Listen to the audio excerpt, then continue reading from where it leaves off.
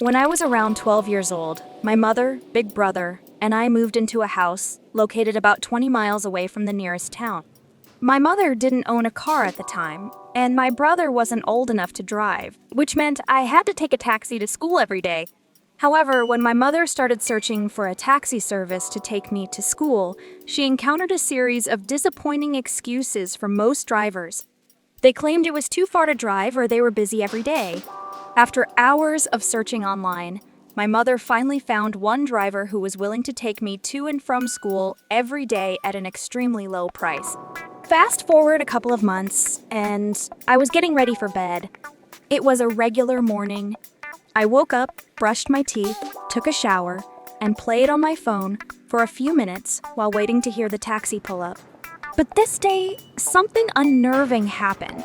Before I could get on my feet, there was a large man about 6 feet 7 inches tall standing at my bedroom door. I was so startled that I thought I might faint from fear. He had banged on the door to get my attention, and to my horror, it turned out to be my taxi driver. The same unsettling behavior occurred when I arrived home that day.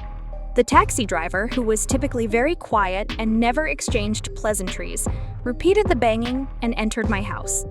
This was unusual for him, as he had always maintained a silent demeanor, and I was perfectly fine with that because I was somewhat shy myself. As I was about to close the door behind me to ensure it shut properly, I saw the taxi driver's foot kick the door back open. In his deep voice, he asked, "Is your mother in?" Startled, I replied, "Yes," and hurriedly called my mother from the room opposite the one she shared with my brother. I was seated in my bedroom, listening intently to their conversation, but I could only hear my mother's trembling voice, as though she were almost screaming in fear, and the deep voice of the large taxi driver. We moved out of that house just a week later. My mother never told me why or what transpired during her conversation with the taxi driver until a few days ago when I inquired about it.